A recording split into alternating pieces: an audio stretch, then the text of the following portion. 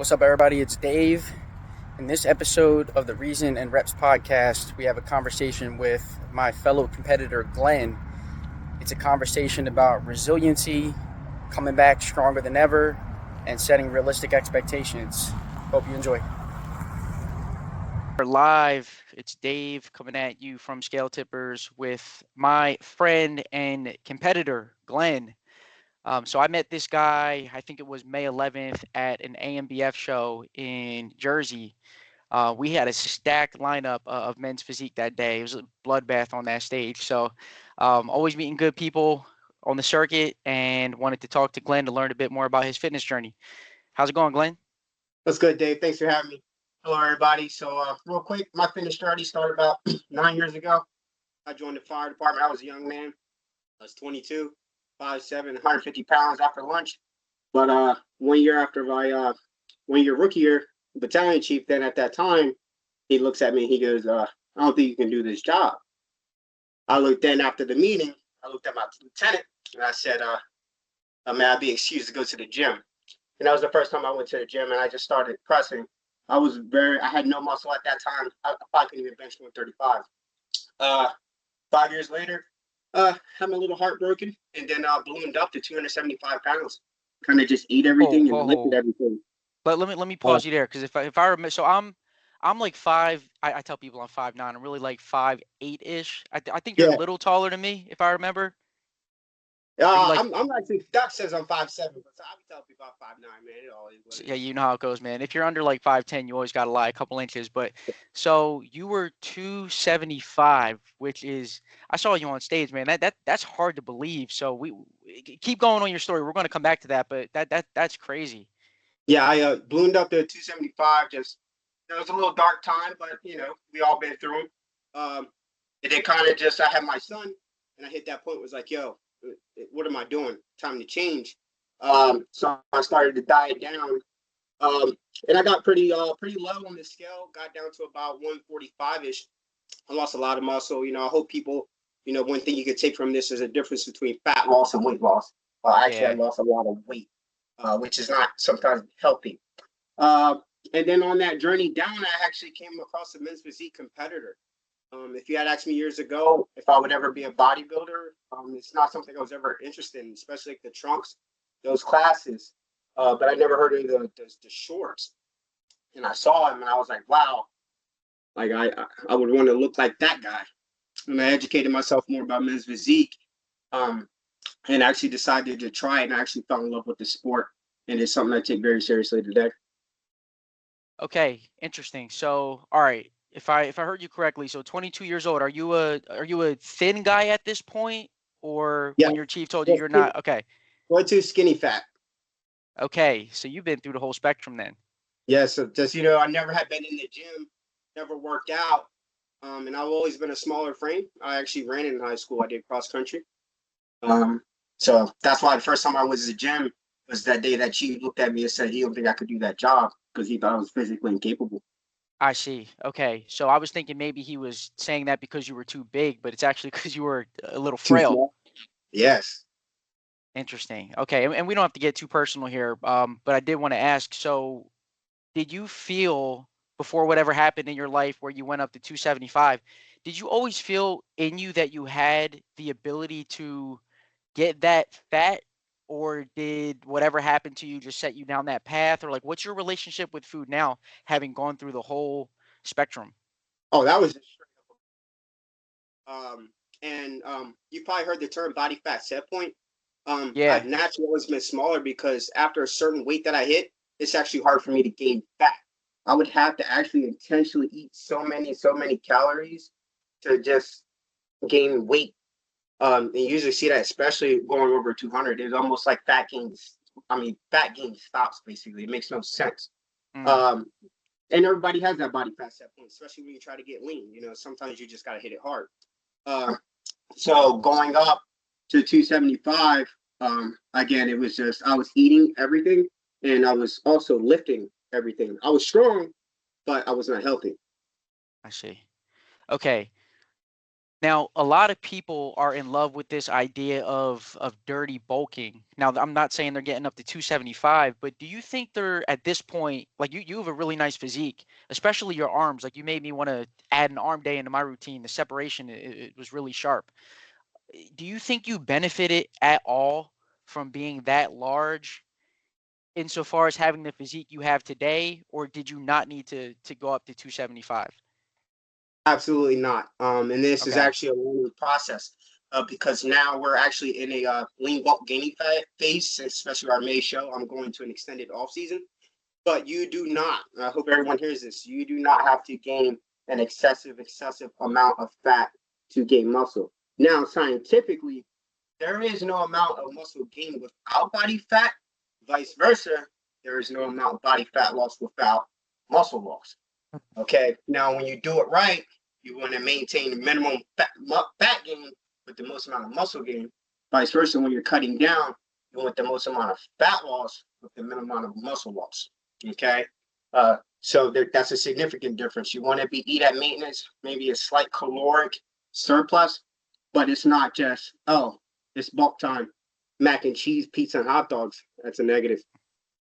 I'm so happy you said that. And listen, we just come into these conversations. You and I only met once, and we don't rehearse anything. So I'm happy that I agree with you. So I'm happy that you said that, so we didn't have to kind of mix it up a little bit. But I think people use bulking as an excuse to eat whatever they want, and they lie to themselves saying that's the most efficient way to gain muscle. Where if you take that slight surplus, you're able to, one, be healthier, right? And you're also not spending half the year hating your physique and the other Right. half of the year hating your diet. You're just chasing Exactly. your tail. So I'm really Yeah. happy that you said that. Yes. You need this caloric surplus. If you're coming off a cut, honestly, it's the primest time to put some muscle back on. But reference to body fat, you put some back on because that's what regulates your hormones. A lot of people don't understand that actually body fat is essential to hormone health. When you talk about your testosterone, when you talk about your metabolism, things like that, you got to get a little fluffy. It's where the magic actually happens. But getting obese and morbidly out of shape, that's not the same thing. Yeah, preach that, man. Preach that from the mountaintop. So, all right, now, so you have your son, you have this epiphany, and you want to get in shape, you want to lose weight. Are you thinking at this time, one day I'm going to be on stage doing a show? I know you said you met a men's physique competitor at some point. Right. Talk to me about when you decided to get fit versus when you decided to step on stage. Well, I was already cutting down. I was probably around 175 at that point. I was looking pretty good. I had full muscle bellies. I probably had like a 4 pack. And naturally, I have wide shoulders and small waist. So when I saw this men's physique guy, I'm like, I kind of look like him. And I think that class, when I looked at it more, I'm like, these dudes look amazing, aesthetically.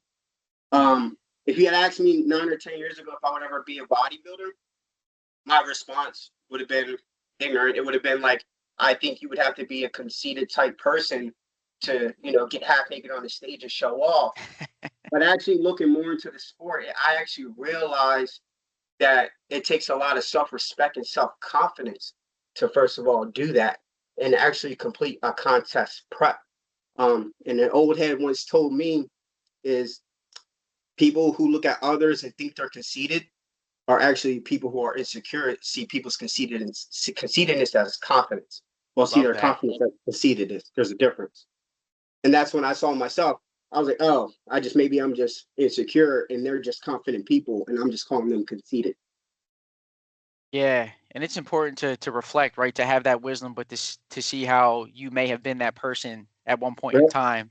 Yeah. Yeah, that self-awareness is key, man, for sure. So, all right, now, how many competitions have you done at this point? I've done about a 7 or 8 off the top of my head. It's either one of them two. I've done Uh, 4 pro shows and then I've done about a few amateur shows to earn my pro card. Interesting. And were they all with AMBF? Yes, NBF and one Mr. America. Perfect. Yeah, I don't know about you, man. You mentioned the grind of going through a prep for a show. Like I always find at these shows, everyone is actually very friendly. And I think that would be a surprise for people that don't compete in bodybuilding. Like you would think that everybody was just really rude and really cold in these back pump up rooms. But I find everyone to be really welcoming. I've done 5 or 6 shows. Has that been the case for you? Absolutely. I would actually like to share my first bodybuilding show. Very scared, very nervous, but I knew I was going to have a good time. Um, and I went alone. And the first person I ever saw, and I'm not going to say his name, he took his pump cover off, and my man was a sculpture, a statue. Mm. And that show, they were some of the most humble and nice, inviting people I have ever met. And this was the AMBF. And I will tell you now, because it was my first show, uh, I was, I would say the appropriate term would be the fattest person there. Obviously, I wasn't fat, but I wasn't stage lean or anything like that. I had no idea what stage conditioning was, and Mm. no one made me feel like I was out of shape. No one. And obviously, I took my feedback and critique and went back to work and grinded harder.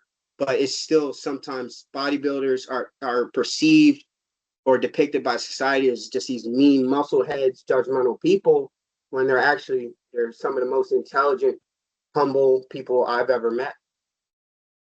Yeah, that I'm really happy you said that. I've personally found the first show I did was last year, April 2023. So I was 33 when I did my first show. And I don't want to digress here, but I see a lot of young guys at these shows. Like, so I feel like the old head, man. There's like 20, 21, 22-year-olds. How old are you? I am 33 now. Okay. Yeah, so I'm a Yeah. year older than you.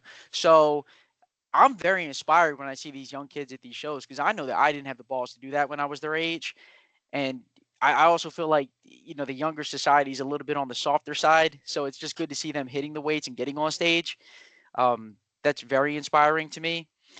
But yeah, there's just a huge difference between stage lean and being in shape, right? Like that's a hard thing to convey to people is I don't think bodybuilding is for most people. And on show day, you're probably not the healthiest.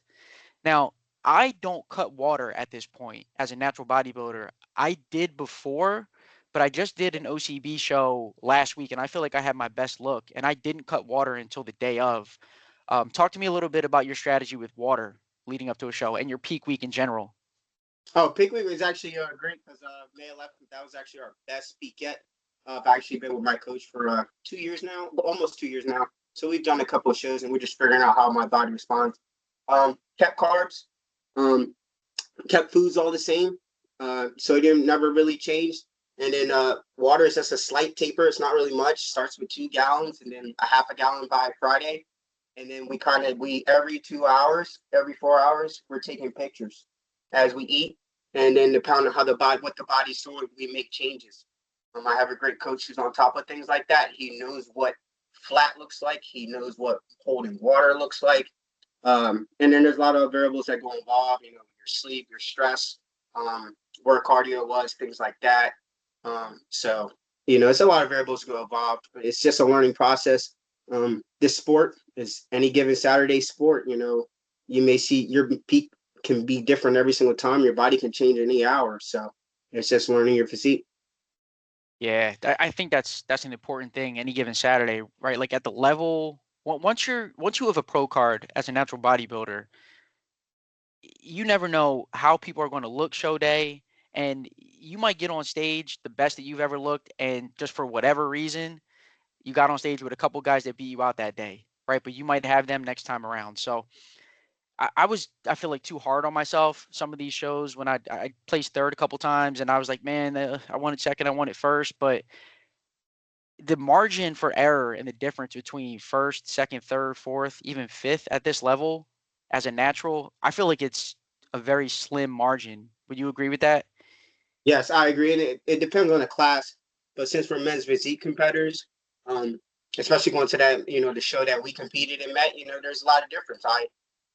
Obviously my primary goal was conditioning, but they wanted muscle that day, men's physique, structure. That's very important. Posing, all them things can come into play. And that's why I say it's any given Saturday. You could like one guy can one day win a show, and the next week he can literally come in last place. You just never know. And when you say like being hard on yourself, one thing I've learned is just not have too much expectation in winning, and it's more so just focus on improving. Were you better than your last show? You know what I'm saying?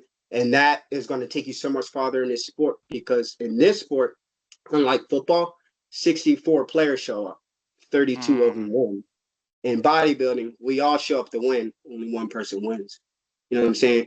So, especially in natural bodybuilding, if you improved, you did better, you came in leader, your peak was tighter, your muscles were fuller, your energy and your mental health, and then your lifestyle was better. I think that's a dub.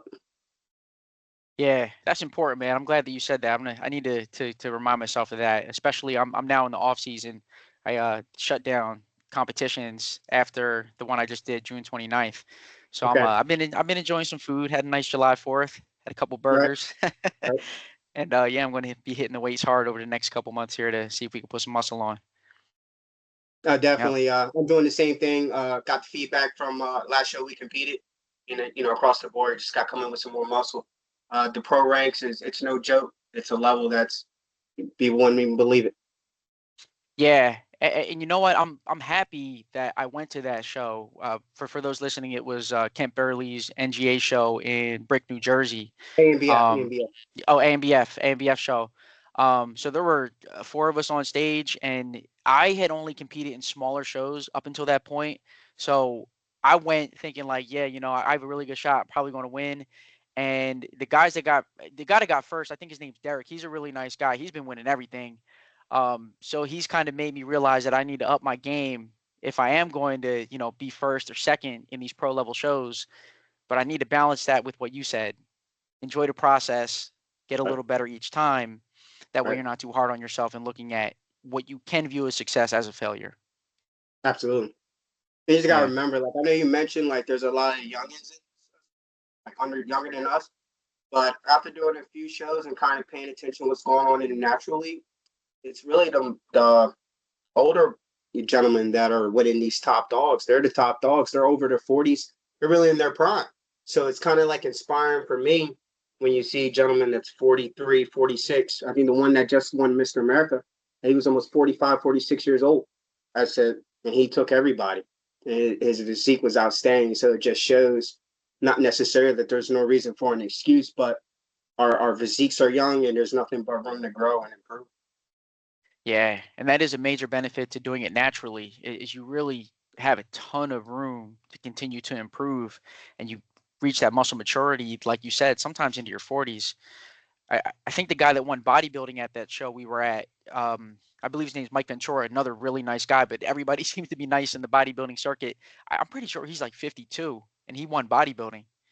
And that man was peeled. He was shredded. Peeled, bro. And it take, you ain't going to get that lean if you do it your first prep. You special, So you just got to learn. Prep is not just this, easy diet. It's an art. It's no joke, and it takes practice. It is a skill. Yeah, there's no doubt about that. All right, Glenn. So what's next for you, man? So you're off season as well. What's the next couple months look like for you? So since we're in off season, I don't plan to come back until 2026 to get on stage. So an extended off season. Okay. But while we're doing that, we're going to take advantage of some powerlifting because we got some food and some weight on us. It's one thing that's kind of been on my bucket list. It's going to be power building style. So we're just obviously training to enhance the physique. And whatever strength we gain, we're just going to put on a powerlifting platform. Because I did cancel my next two shows after AMBF Nationals because it was just I have to shut it down to improve. There's no sense in staying lean for the next show and potentially not be competitive depending on who shows up. So I'd rather take the slow road, and honestly, sometimes in life that is the best road to take, and do it right. Let the body heal, recover, grow, and just hopefully we're bringing come in like Superman. Yeah, I Yeah, hear you. All right. Well, I'll have to try to get my W's in 2025 before you come back looking like Hulk. it's no joke out there, man. Yeah, it's tough, man. All right. Well, listen, you've been thin, you've been big, you've been a champion. You're resilient. You're inspiring. Very happy that we crossed paths, man. Anything else that you wanted to leave the crowd with here? Where can everybody find you on Instagram and things like that? Yeah, yeah. My Instagram is underscore be fit for you underscore. I would just have to say, um, if you're interested in bodybuilding, it's one of the best things I've ever decided. I do recommend two things. Definitely get a coach. If you can't get a coach, my advice is open a book and educate yourself.